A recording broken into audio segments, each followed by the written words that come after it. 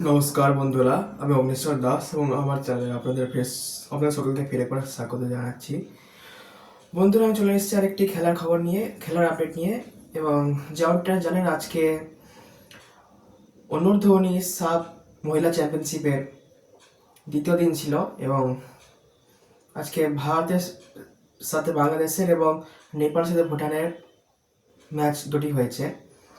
এবং কি বলবো বন্ধুরা, আজকের দিনটা ভারতীয় মহিলা ফুটবলের জন্য মোটেও ভালো নয়, কেননা আজকের খেলায় বাংলাদেশের মহিলা দল ভারতের মহিলা দলকে হারিয়ে দিয়েছে 2-0 গোলে। হ্যাঁ বন্ধুরা, এটা একটি অপ্রত্যাশিত ছিল, কারণ ভারত আর বাংলাদেশের ম্যাচ আর যাই কতটা টক্করে হয় হয়ে থাকে, কিন্তু আজকে বাংলাদেশের ভারতকে খুবই বেশ ভালোভাবে হারিয়েছে বলতে বন্ধুরা। আমি পার্সোনালি বলছি বন্ধুরা, আমি জাস্ট আপনাদেরকে খেলার স্কোরটা বলছি, কারণ আমি খেলাটা নিজে পার্সোনালি দেখার সুযোগ হয়ে ওঠেনি, কারণ আজকে আমাকে একটু বাইরে যেতে হয়েছে বিশেষ কাজে। আমি শুধু প্রথম 20 মিনিট দেখেছিলাম, তারপরে আমার দেখা হয়নি। প্রথম 20 মিনিট ভারতীয় স্ট্রাইকার খুব সুন্দরভাবে অ্যাটাকিং করেছিল, কিন্তু ফিনিশিং তাদের ভালো ছিল না বলে তারা গোল করতে পারেনি। এদিকে ডিফেন্সটা ঠিকঠাক হচ্ছিল, অন্তত 20 মিনিট অবধি সব ঠিকঠাকই ছিল, কিন্তু 20 মিনিটের পরপরই খেলা ঘুরতে থাকে বন্ধুরা, ঘুরে আসে। এবং প্রথম হাফের মধ্যেই বাংলাদেশের প্লেয়াররা পরপর দুটো গোল করে দেয় এবং সেখানে খেলাটি সিল হয়ে যায় এবং ভারত হেরে যায়। দ্বিতীয়বারে বহু চেষ্টা করেও ভারতীয় মহিলা দল একটিও গোল করতে সক্ষম হয়নি। আর অন্যদিকে নেপালের সাথে ভুটানের ম্যাচটিতে আয়োজক নেপাল ভুটানকে 2-1 গোলে হারিয়ে দিয়েছে বন্ধুরা।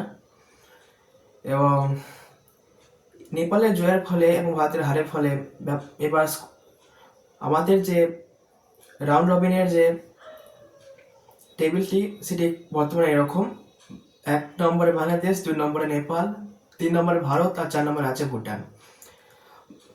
পরপর দুদিন জয়ের ফলে বাংলাদেশ এই টুর্নামেন্টের ফাইনালের জন্য কোয়ালিফাই করে গেছে বন্ধুরা। আর অন্যদিকে নেপাল দ্বিতীয় স্থানে আছে এবং ভারত একটু পিছিয়ে পড়েছে, কারণ আজকে ম্যাচ তারা হেরে গেছে বলে। বন্ধুরা, এই প্রসঙ্গে বললাম কি, ভারত এবং নেপাল দুজনে 3 পয়েন্টে আছে, কিন্তু যেহেতু নেপালের গোল ডিফেন্সটি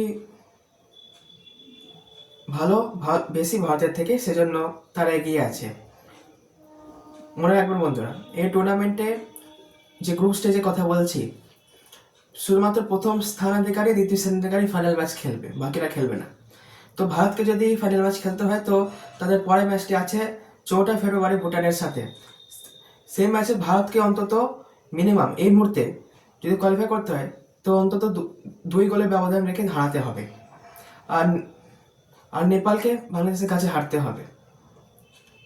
আর এখানে হারা বলতে আমি বলছি, যদি সহজভাবে ভারতের কোয়ালিফিকেশন নিশ্চিত করতে হয়, তো বাংলাদেশের চেষ্টা করতে হয় যে তারা নেপালকে কোনোভাবে গোল করতে না দেয় এবং বাংলাদেশ নেপালকে হারিয়ে দেয়। সুতরাং ভারতের পক্ষে পরের ম্যাচটি হচ্ছে ডু অর ডাই ম্যাচ। তো আশা করি তারা জিতে যাবে এবং বাকিটা বাংলাদেশের উপর নির্ভর করবে তারা জিতে পারে কিনা। তো নেপাল যদি জিতে চায়, তো আমার তো মনে হয় তাই যদি যদি ভারত আর নেপাল দুজনেই তাদের পরবর্তী ম্যাচটি জিতে যায়, তাহলে যার গোল ডিফারেন্সটি বেশি থাকবে সেই যাবে ফাইনাল ম্যাচে। তো বন্ধুরা, আজকের জন্য এটুকুই। আমি আর আজকে প্লেয়ারদের কেমন কি খেলেছে সেই বিষয়ে আর কোনো মন্তব্য করছি না, কারণ আগেই বললাম দুটো ম্যাচে কোনো টাইমে দেখিনি, শুধু ভারত বাংলাদেশের ম্যাচটা প্রথম করে আমি দেখেছি, তারপরে দেখা হয়নি আমার। তো যাই হোক বন্ধুরা, আজকের জন্য এটুকুই। এই ধরনের আরও ভিডিও পেয়ে চ্যানেল আমার চ্যানেলটিকে লাইক, শেয়ার ও সাবস্ক্রাইব করো বন্ধুরা। জয় হিন্দ, জয় ভারত।